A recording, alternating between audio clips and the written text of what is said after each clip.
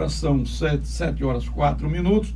Nós vamos conversar com ele, é o nosso Luiz Alberto, presidente da Associação dos Criadores e Preservadores da Raça Mura, que anunciou aqui para sexta-feira um sociólogo vindo aqui no programa falar sobre a importância da preservação da raça e da cultura em qualquer país do mundo e em qualquer comunidade. Luiz Alberto, bom dia mais uma vez. Bom dia, Pedro Rocha, bom dia ao Paulo Anderson, bom dia a todo o público que nos ouve, em particular os criadores dessa ave resistente.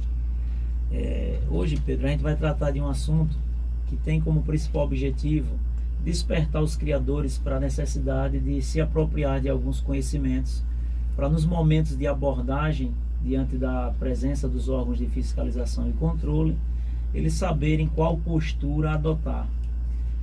É importante também que a população que nos ouve preste bastante atenção, e principalmente aqueles que vêm acompanhando a nossa participação, de que constantemente nós estamos sempre abordando o nosso posicionamento, a nossa fala em cima da segurança jurídica. Então, isso é que é importante, não é? Isso, nós não estamos aqui trabalhando no universo das ilações. Eu preciso dizer para a comunidade que nos ouve que o galismo é uma paixão nacional e um direito constitucional. Eu mencionei em apresentações anteriores que a postura da Associação Sergipana de Proteção a essas aves, ela adota a postura de construtor de pontes. Nós estamos aqui para ligar o conhecimento que a gente vem se apropriando com o universo do galismo e da mesma forma com a sociedade como um todo, desmistificando esses estigmas que nos rotulam como ignorantes ou pessoas desinformadas.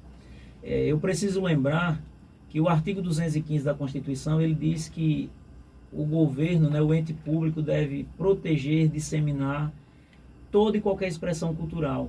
E no artigo 1º do 215 ele deixa bem claro, assegurar toda e qualquer manifestação cultural. Como eu mencionei na apresentação de sexta-feira, Pedro Rocha, existe dentro dos princípios fundamentais da nossa Constituição a dignidade da pessoa humana, e a gente não se sente alcançado pela mesma, em decorrência da postura que os entes governamentais adotam no tocante à conduta para com os criadores. Dentro dos objetivos que fundamentam a nossa Constituição está lá uma sociedade justa, igualitária, sem preconceito de na sexo. teoria é uma beleza, uma maravilha. Pronto, e o que é que a gente vem trazer como informação nova? O título 3º dos direitos e garantias fundamentais, o capítulo 1º trata dos direitos e deveres individuais e coletivos. A gente destacou alguns pontos importantes no artigo 5º, e eu vou ler para não errar. Todos são iguais, artigo 5º da nossa Constituição Federal. Todos são iguais perante a lei, sem distinção de qualquer natureza, constituindo-se aos brasileiros e aos estrangeiros residentes no país a inviolabilidade do direito à vida, à liberdade, à igualdade, à segurança e à propriedade. E aqui eu quero destacar, dentro das 5 segurança, apenas uma não nos foi retirada, que é o direito à vida. As demais, eu não consigo enxergar a segurança constitucional estendida aos avicultores esportivos. Nós não somos livres para manifestar os nossos afetos, como eu cito sempre uma participação da fala do ministro Barroso no tocante a conceder a expressão dos afetos sem a ingerência do Estado. Nós não somos iguais, porque o tratamento é totalmente diferenciado entre a prática dos avicultores esportivos e o gosto dos ambientalistas, que são aqueles que se contrapõem à nossa expressão cultural. A segurança jurídica, essa não existe, nem no universo jurídico, muito menos no tocante a forças policiais. Para deixar nítido essa fala minha, o Ministério Público está pedindo, agora dia 19/4, será realizada uma audiência com um sócio que estava sediando um evento de premiação para criadores como estímulo em decorrência dos avanços que a avicultura esportiva conquistou. Hoje nós saímos do universo das sombras e estamos começando a compreender e enxergar as luzes. Gostei do compreender e chegar porque quando você sai das trevas e se depara com a luz, você fica confuso, né? E esse passo ele tem que ser gradativo. Então os criadores, como uma forma de se reconhecer como conquistadores de direitos, a associação planejou, junto com alguns outros aficionados, uma forma de homenagear esses criadores para que eles, diante da premiação, da valorização, se tornassem de fato mais aficionados do que são.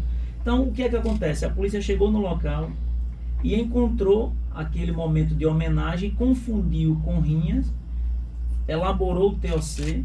O Ministério Público não ouviu ninguém, mas já pediu ou 2.200, pagamento de multa, ou 1 hora por dia, durante 7 dias, durante 2 ou 3 meses. Quer dizer, não existe a oportunidade do contraditório. E ontem, conversando com o Garcias, eu falei para o mesmo que é importante que a gente não faça acordo com o Ministério Público e avance até instrução e julgamento para que a gente possa ter a oportunidade de apresentar ao julgador, que é o juiz, o contraditório.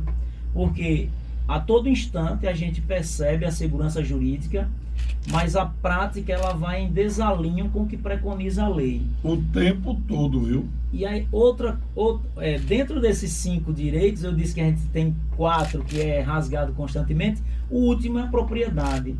Aquele animal, ele pertence a um criador e estende-se como propriedade.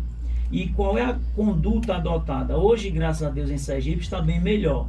O último evento que aconteceu envolvendo os órgãos de fiscalização e controle, não houve o sacrifício dos animais. Graças a Deus, a lei está sendo cumprida no estado de Sergipe. A lei 8.657 assegura que o proprietário fique como fiel depositário do seu animal. Assim procedeu a força policial. O proprietário vai ficar como fiel depositário do que é dele. O Estado não tem... Você observe, no momento que os policiais estavam fazendo a abordagem, eu fui convocado e cheguei no local.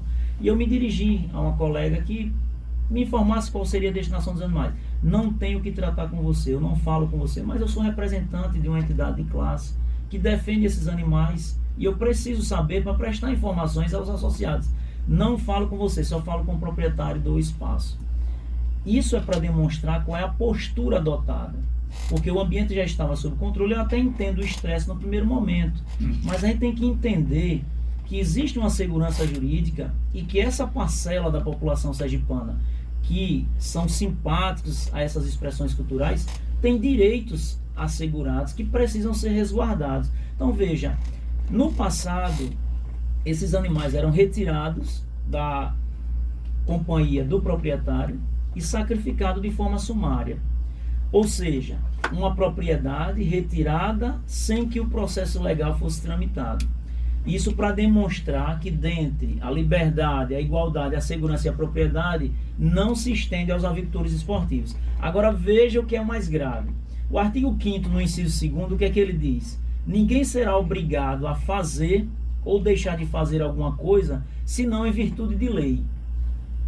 Ou seja, se não existe uma lei que criminaliza essa expressão cultural, por que o judiciário, junto com o Ministério Público, adota uma postura de estar sempre punindo?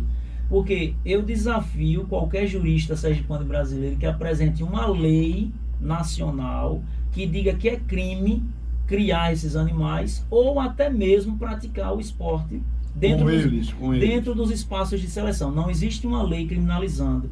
Então, se não existe uma lei, o que é que a Constituição diz? Não sou eu, Luiz Alberto, que estou dizendo. É a Constituição. Ninguém será obrigado a fazer ou deixar de fazer algo, senão em virtude de lei. Luiz, sem lhe interromper, já interrompendo, você me fez lembrar agora uma história do sujeito que ia sendo assaltado e reagiu, tomou a arma do assaltante e o matou. Ele aí ligou para o advogado dele. Doutor, rapaz, me aconteceu um problema assim, eu estava sendo assaltado, me atraquei com o cara, tomei a arma dele e o matei. E o que é que eu faço? Ele disse, quando a polícia chega, ele disse, já está aqui. Ele disse, você faz o seguinte, você diga que foi assaltar ele reagiu e você matou. O quê? O quê? Ele disse, é isso mesmo, porque se você disser que estava sendo assaltado, tomou a arma e matou o ladrão, você vai preso. Então é melhor que você seja um ladrão, que eu lhe defendo mais fácil. Eu me lembrei disso aqui. É muito contraditório, infelizmente. Mas vamos voltar. Então veja, Pedro, dentro dessa concepção que a associação vem trazendo para o universo avícola esportivo sergipano, a gente vem buscando informações que possa dar sustentação às nossas argumentações. E que informações, e que argumentações de alto nível. Porque eu, particularmente, eu achava que a criação dessa raça era crime, era proibida no Brasil, e não é proibida. Você vem acompanhando a nossa luta e você sabe o quanto nós somos estigmatizados e quanto o preconceito é forte quando a gente menciona o nome aves combatentes. Você mesmo é testemunha que várias emissoras não se abrem para nos ouvir. De jeito de qualidade nenhuma. Porque o nome galismo já carrega em si um peso muito forte no tocante a uma visão que vem sendo perpetuada por aqueles que nos combatem, de que isso é crime, de que as pessoas que praticam são pessoas que não têm credibilidade social nenhuma. Ou seja, nós estamos aos pouquinhos caminhando na linha marginal mesmo, em decorrência da ausência do poder público em regulamentar. Porque se houvesse uma regulamentação, você teria como organizar, você poderia ter uma segurança armada na entrada, você poderia ter uma relação direta com o poder público nos municípios, as prefeituras liberando alvará de funcionamento, onde você ia ter que seguir todo um rito, como qualquer abertura de empresa, que no passado era assim, eram associações. Então você tinha um CNPJ, você tinha tudo.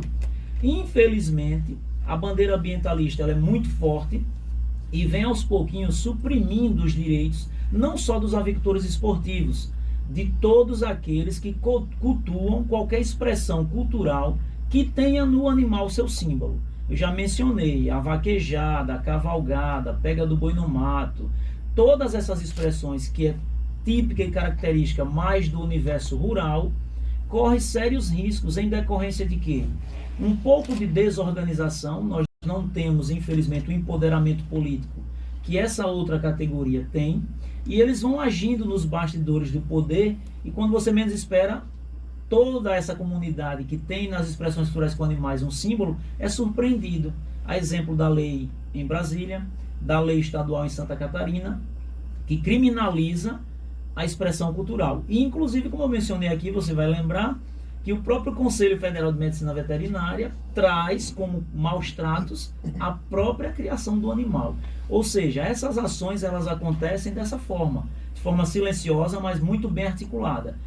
Eu mencionei e repito, a UVB, que é a União dos Vereadores do Brasil, tem uma parceria muito próxima com o IAA, Instituto Abolicionista Animal.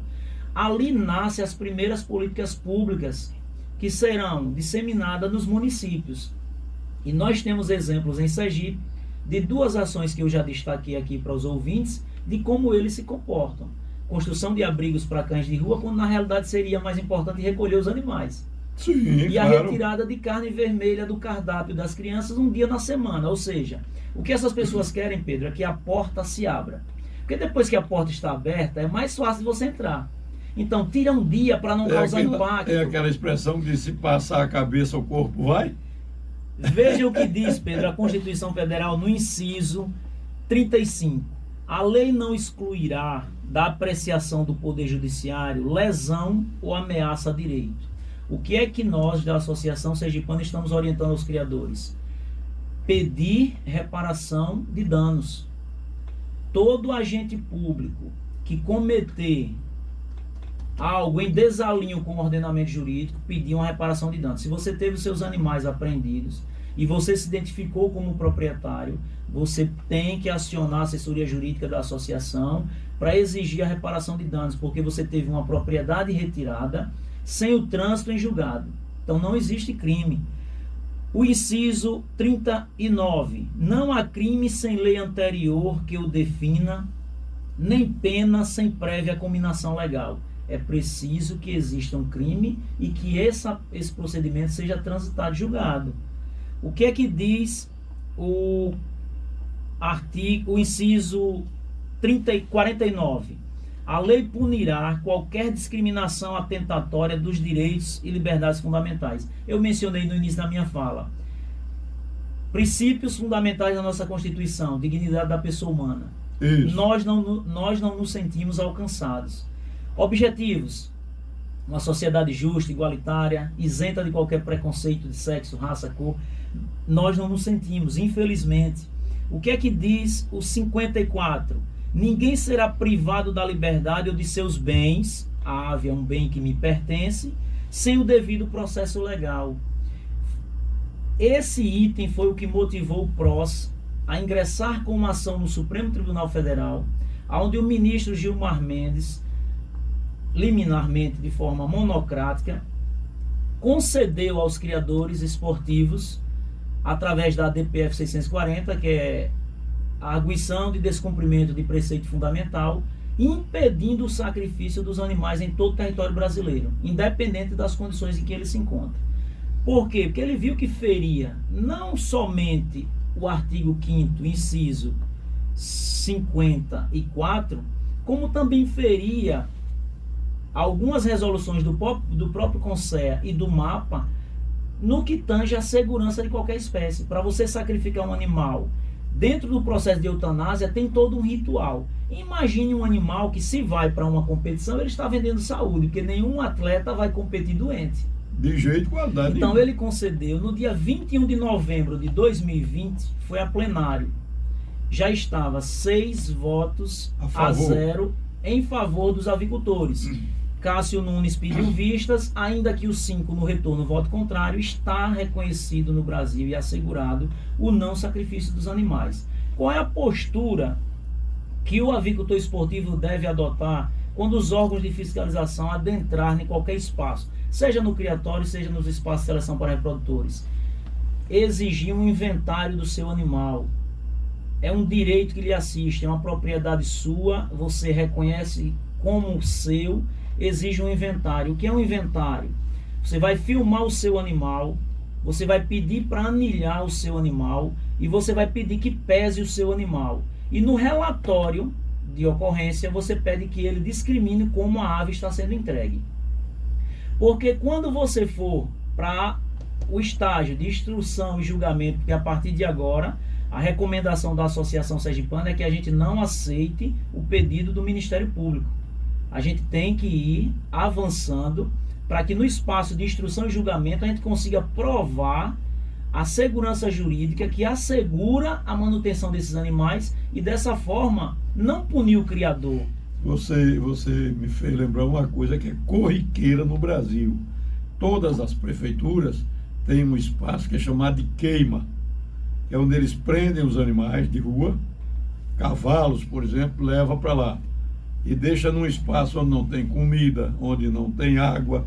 Então o que você está dizendo é não mande fotografar o animal e dar um relatório de como ele se encontra naquele momento, porque se deixar ele vai morrer de fome dentro de um galinheiro qualquer. A nossa postura... Eu gostei dessa postura aí, porque o pobre do cidadão que tem um carroceiro, que o cavalo dele fugiu do curralzinho, que ele para comer ele tem que ir cortar capim na beira da estrada. E aí às vezes o animal foge e vai para o queima. Como ele não tem cinquentinha, dependendo da prefeitura, para pagar, para tirar o animal fica lá. Tem queima por aí, você conhece, você também é do interior como eu. Tem queima que você olha para os cavalos, só tem o couro e o osso. Ou eu estou mentindo? Então é isso que a gente não entende. Paira um sentimento de hipocrisia. Como é que você adota uma postura, porque é um órgão governamental, alegando cuidar, sendo que você maltrata muito mais? Como eu mencionei anteriormente, eu acho que os ambientalistas tinham que se preocupar com outras espécies, que não são poucas, que estão em extinção, e deixar a ave combatente com os criadores, que ela está sendo muito bem cuidada, ela é muito bem acolhida. Então assim, eu acredito que essa postura vai de encontro a tudo que a gente enxerga como lúcido. Ou seja, você tira o animal do carroceiro, que ainda que aparentemente esteja sofrendo, mas está muito bem cuidado. Talvez ele não dê as condições que a gente deseja, mas dentro das possibilidades é o que ele pode dar de melhor. É melhor do que o que as prefeituras dão aos animais. Então veja, Pedro, ainda na Constituição, no artigo 5º, inciso 57, não há culpa sem o trânsito em julgado. Por isso que eu aconselho e recomendo, e essa é a postura da Associação Sergipana, que os criadores adotem uma nova postura para esse novo contexto que a avicultura desperta em Sergipe. Não aceitar acordos, avançar para instrução e julgamento, munido procurar a associação tem advogado munido de todas essas informações legais que o presidente está passando aqui para você que cria a ave combatente, viu? Com certeza. A sede fica na rua Doutor Álvaro Silveira de Brito, número 145, Médici, no bairro Luzia. Pronto. Estamos lá de segunda a sexta, de 8 às 12h30, para atender a todos aqueles que buscam a segurança jurídica e uma voz em defesa da sua expressão cultural, que eu acredito que abre-se muito mais portas uma entidade falando do que o próprio criador. O que muito acontece, Pedro, no universo da avicultura esportiva é que a grande maioria dos criadores são pessoas que têm um baixo grau de instrução, infelizmente. Então o que é que acontece? Às vezes os órgãos de fiscalização e controle, por estigmatizar os espaços, eles não chegam com a mesma postura que eles vão a um frigorífico, a um abatedouro. Quando eles chegam nos espaços de seleção para reprodutores, a postura é outra. Muitas vezes atirando, aquele tom de voz bem elevado. Eu até entendo no primeiro momento como uma estratégia psicológica velada de adotar o domínio sobre aquela multidão. Mas só que depois que está todo mundo pacificado, por que ainda agir dessa forma? Inclusive, se dirigindo a pessoas que criam aqueles animais com um vocabulário muito baixo. Então, assim, eu acredito que a gente precisa ocupar esses espaços, levar essas informações, até como segurança para os próprios agentes públicos, em particular os militares, que é quem está na linha de frente. Muitas vezes... Não, e agora, além dos militares, tem também as guardas municipais. Guarda Municipal, Polícia Militar, ADEMA. Hoje só não pode frequentar esses espaços para fiscalizar o IBAMA. Porque o IBAMA, o CETAS, ele é exclusivo para aves silvestres. Não é proibido, através de resolução normativa, receber animais domésticos. Então, por isso que o IBAMA não anda mais participando dos espaços de apreensões. Hoje, quem está adotando essa postura de maior vigilante são os delegados de polícia. E nos estados em que esses delegados foram autuantes e de fato fizeram uma cruzada com sucesso na visão deles, se autopromoveram. Um agente da Polícia Civil de São Paulo foi eleito vereador, um delegado foi eleito deputado. É como eu falei, é muito fácil se promover em cima da avicultura esportiva em decorrência da desorganização. Eu espero que os criadores compreendam esse novo contexto, procurem se organizar, porque se nós estivermos organizados, é muito mais difícil. Tem um ditado que diz que o elo mais forte de uma corrente é aquele que está próximo a se romper. Porque o caminhoneiro, se for fazer o reboque de outro, ele percebendo que aquele elo pode se romper, ele vai dar uma atenção maior e vai reforçar aquela região. É o que a associação quer fazer com os criadores. Vocês, pequenos criadores, não estão esquecidos. A pandemia está dificultando, mas nós temos uma agenda de visita nos interiores, onde a gente vai desenvolver um método que eu chamo do definir, compartilhar e agir. A gente vai ouvir o pequeno criador, a gente vai compartilhar os experimentos dos médios e grandes e a gente vai definir ações. É necessário que a gente compreenda que a avicultura esportiva é um organismo vivo. E aquele pequeno criador, ele é tão importante quanto um grande, porque ele também é um preservador. E ele traz uma segurança na manutenção dessa espécie. Então, assim que amenizar um pouquinho, nós estaremos colocando em prática esse calendário, onde foi dividido o estado em alguns núcleos, onde a gente estará participando em espaços públicos, levando informações para os criadores. É necessário que as pessoas aprendam, não corra quando estiver nos espaços de eventos. Existe uma lei estadual que assegura a manutenção do seu animal. Assegura a manutenção do animal e o seu direito como cidadão. É necessário que a gente tenha essa maturidade, porque quando você corre, dá a entender que você está errado. E é tudo que os órgãos desejam é que todo mundo corra. Fica uma pessoa, é muito mais fácil de impor. Se os órgãos de fiscalização e controle tiver que atender ou elaborar sem ROP, sem TCO, isso vai demandar tempo, desgaste. Fica à vontade, Pedro. Não, só informar a hora certa. Agora são 7h30. Vamos continuar, porque o papo está muito bom. Tiago Lima, Luiz Alberto, ele gostaria de saber se está legalizado a criação de galos combatentes. Claro que está legalizado, mas Luiz é quem tem essa informação. Qual o nome dele? Tiago Lima. Tiago Lima. Bom dia, Tiago. Obrigado pela participação. Eu já mencionei várias vezes, vou repetir, vocês precisam mentalizar para usar até como argumento na defesa de vocês. A portaria federal do MAPA, número 1998. Ô, Luiz, explica aí o que é o MAPA. Ministério da Agricultura, Pecuária e Abastecimento. É a autoridade nacional que tem competência para tratar sobre esses assuntos. A portaria número 1998, de 21 de novembro de 2018, assegura em todo o território nacional o direito de criar e preservar essa espécie. Pronto, está explicado aí, Tiago. É muito gratificante quando a gente percebe que as sementes estão sendo lançadas e elas começam a germinar. Observe que você está tendo participação de Glória, Neópolis, Aparecida, Umbaúba, Lagarto. Ou seja, o Estado começa, através dos seus criadores, a criar um sentimento de pertencimento. Eu digo sempre, quando tenho a oportunidade de conversar com eles, o comprometimento vai além de uma expressão na camisa. E aí eu cito uma fala do Laí Ribeiro. Ele diz, olha, quando você bota um ovo ali em cima do seu cuscuzinho pela manhã para se alimentar, a galinha, ela se comprometeu com o seu café da manhã, porque ela deu parte de si para que você continuasse existindo. Então é necessário que o criador adote essa mesma postura. O comprometimento é algo que vai além de uma zona de conforto. Não, eu contribuo com R$30, já faço a minha parte. Não. Você precisa entender que o comprometimento é algo que vai além da zona de conforto. Então, não vamos adotar a postura da galinha não, mas vamos pensar parecido. Se comprometa da mesma forma que a mesma nos concede o ovo. Pedro, veja o que traz a Constituição Federal ainda no artigo 217. É dever do Estado fomentar práticas desportivas, formais e não formais, como direito de cada um. Observados o que? Aí eu destaquei o inciso 4. A proteção e o incentivo às manifestações desportivas de criação nacional. Por que eu destaquei o inciso 4? Porque ele remete ao artigo 215.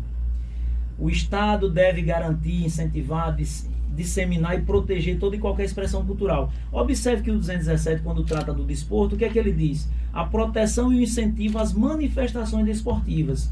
A avicultura esportiva, já diz, é um esporte. Existe a figura do atleta, que é o animal. Existe a figura do treinador, que é o tratador. E existe a figura do dono, que, fazendo uma analogia, pode ser o patrocinador. Isso, e cria uma cadeia de dinheiro. Além disso. A avicultura esportiva, como tudo é muito novo, a gente está fazendo alguns estudos. Eu mencionei, talvez, na minha primeira participação. A gente está fazendo um mapeamento para alcançar um dado estatístico baseado no depoimento dos proprietários de casas agropecuárias. Qual é a participação dentro desse agronegócio sergipano da avicultura esportiva? Então eu quero saber, Pedro é dono de uma casa de produto agrícola, quanto % do seu comércio tem a participação dos avicultores? Isso desde o milho, a medicação, como também estamos fazendo um levantamento no tocante à inclusão, que seria o trabalho e o emprego. Os avicultores esportivos têm proprietários que têm 3 funcionários, ambos com carteira assinada, muitos também na informalidade. Por quê? Porque não existe... Até pelo medo, né? Com certeza. Até pelo medo. Não existe por parte do poder público um desejo de se aprofundar no debate para que, trazendo essa expressão a um estágio de regulamentação, a gente possa trabalhar tudo isso de forma desmistificada. Então, o que a gente está buscando? Levar informações, tentar encontrar uma forma de ser reconhecido e valorizado. Porque, infelizmente, você sabe, a gente já mencionou no início da fala, não é fácil encontrar espaços para que a gente possa tratar desse assunto. E em decorrência desse momento de desvalorização, de falta de estímulo e incentivo, a gente vive um pouco que à margem realmente. Mas não é por parte dos criadores, é pela omissão do poder público. A gente fez uma audiência pública com o vereador Isaac na Câmara de Vereadores de Aracaju. Deu uma visibilidade enorme, fomos destacados a nível de Brasil, porque foi a primeira que aconteceu no Brasil. Então você observe o quanto estamos em fase embrionária. Aracaju, um estado muito pequeno, mas referência no tocante à organização da aventura esportiva. Isso demonstra o quanto o país está ainda engatinhando na busca por valorização dessa expressão cultural.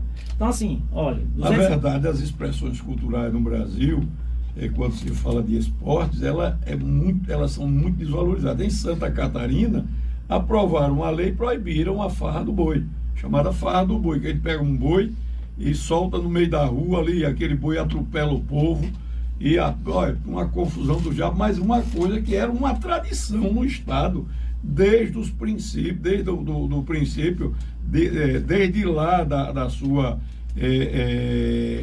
chegada dos povos europeus em Santa Catarina. E essa expressão cultural, ela foi enterrada com uma lei estadual. Não é nem uma lei federal, uma lei estadual. Mas eles estão agindo dentro do universo micro, ou seja, eles estão particularizando. Começa-se por estados, para que vá evoluindo para organizar e levar a nível nacional. Quem está acompanhando nosso programa é o Luiz Eduardo Ribeiro, Tony Correia, José Cláudio e João Cacau.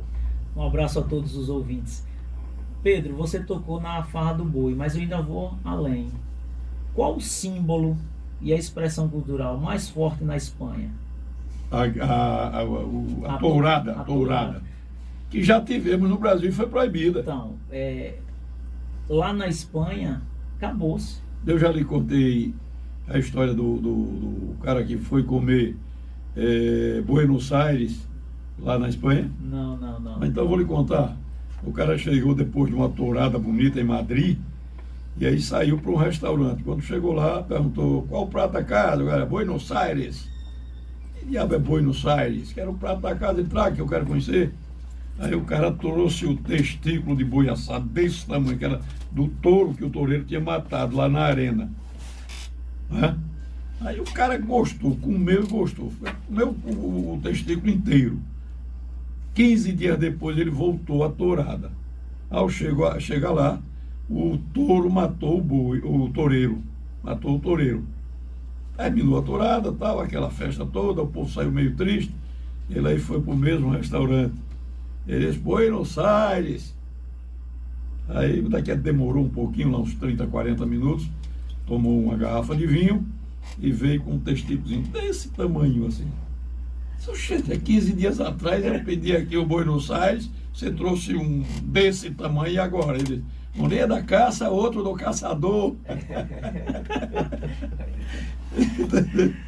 Você vê que a bandeira ambientalista e principalmente a abolicionista de cunho vegano, ela é muito bem articulada, e é por isso que eu menciono que não se trata de uma agenda nacional, é uma agenda global. A Espanha, eu não trouxe aqui, mas eu vou aproximar o dado. Se você fizer uma pesquisa entre os jovens de 13 a 20 anos, 61% aproximadamente é isso, o dado que o Sérgio Alves Teixeira nos presenteia, de que essa parcela da população espanhola hoje são 100% simpáticos ao universo vegano. O número de restaurantes que atendem a esse público aumentou mais de 35%. E qualquer pesquisa que é feita na Espanha no tocante às expressões culturais envolvendo o boi, só os velhos estão participando como dado estatístico. Então, quando essa população se for, o país perdeu a expressão cultural, porque não existe uma manutenção do valor. Isso não é um dado... Eu vou trazer na próxima apresentação o dado concreto mesmo, do número de redes de restaurantes, o percentual da população que é simpático a esse universo, E algumas ações que eles encamparam lá, como por exemplo, a criação de partidos políticos que atendem, a exemplo do Podemos, PV, são partidos que surgiram na Espanha e na França como forma de se contrapor às tradições. Na França existe uma segurança, mas os criadores eles são tão cautelosos que os eventos eles são divulgados no anonimato ali, só entre criadores. Por quê?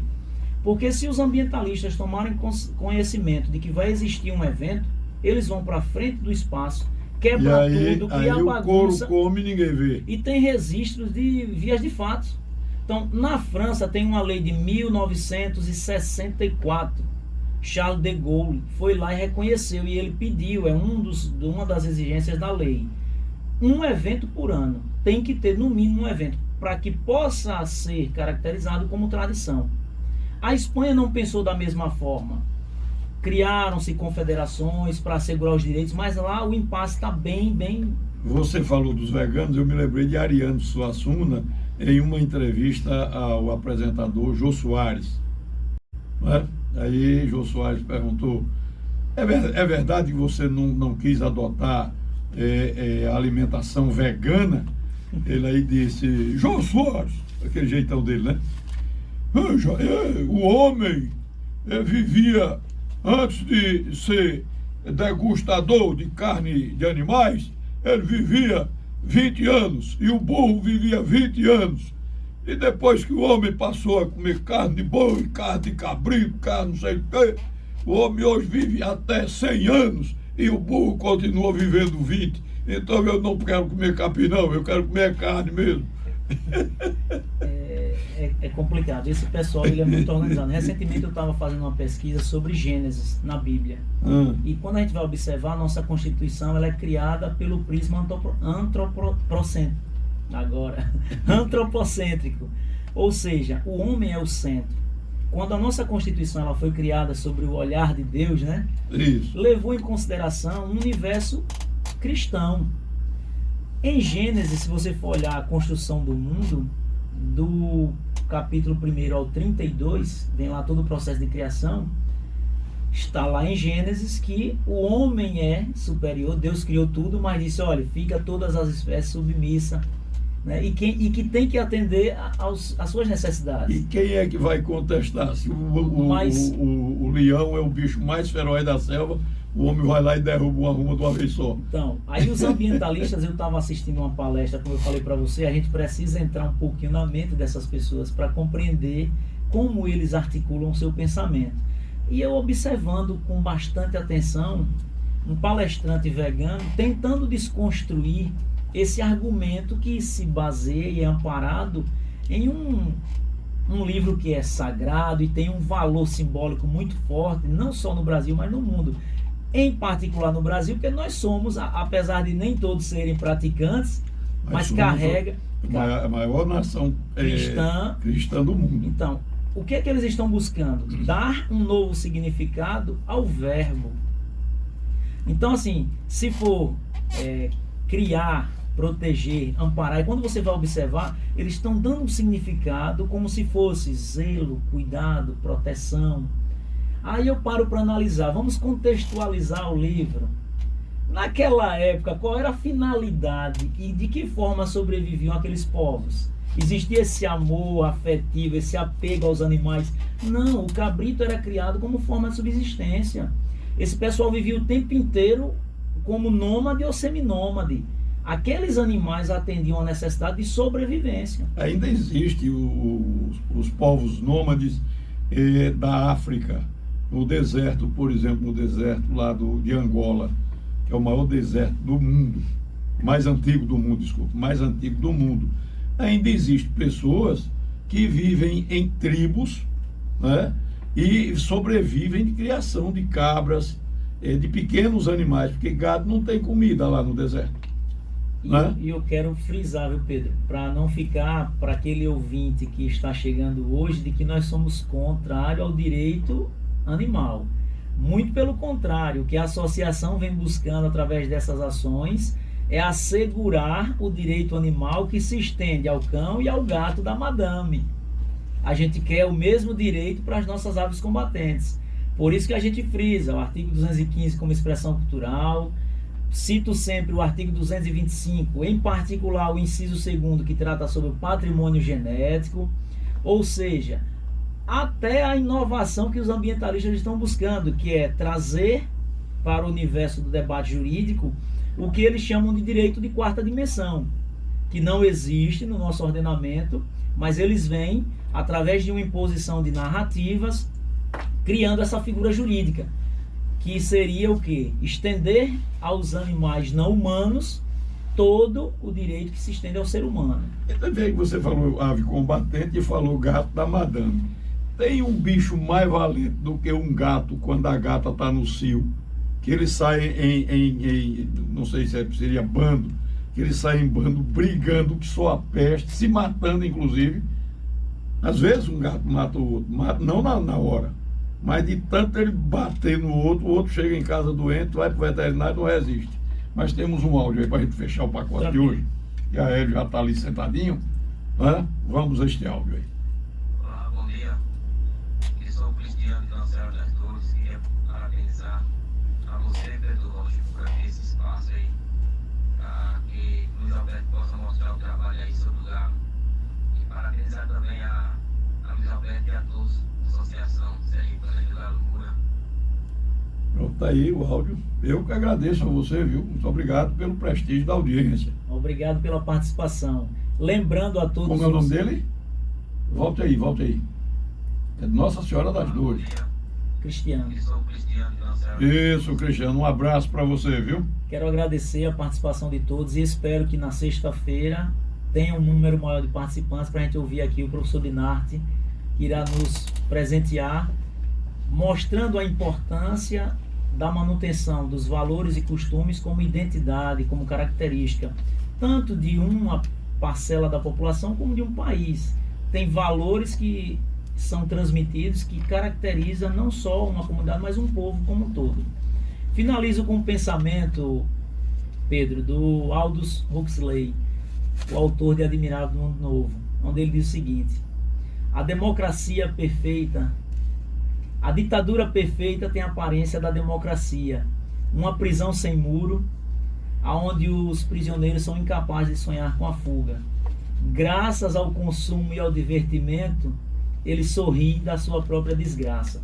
Eu espero que os criadores percebam que é necessário que a gente compreenda que as ilusões, as visões periféricas não devem dispersar o nosso objetivo principal, que é alcançar a valorização e o reconhecimento dessa ave milenar que, mesmo diante de toda essa pressão social, insiste e persiste sobrevivendo. Um bom dia a todos e obrigado mais uma vez, Pedro. Eu que agradeço a sua participação mais uma vez aqui no nosso programa, né? E esperamos continuarmos até quando nós estivermos por aqui com essa parceria com a associação, porque o resultado tem sido excelente, viu, Luiz? Eu posso lhe dar esse testemunho.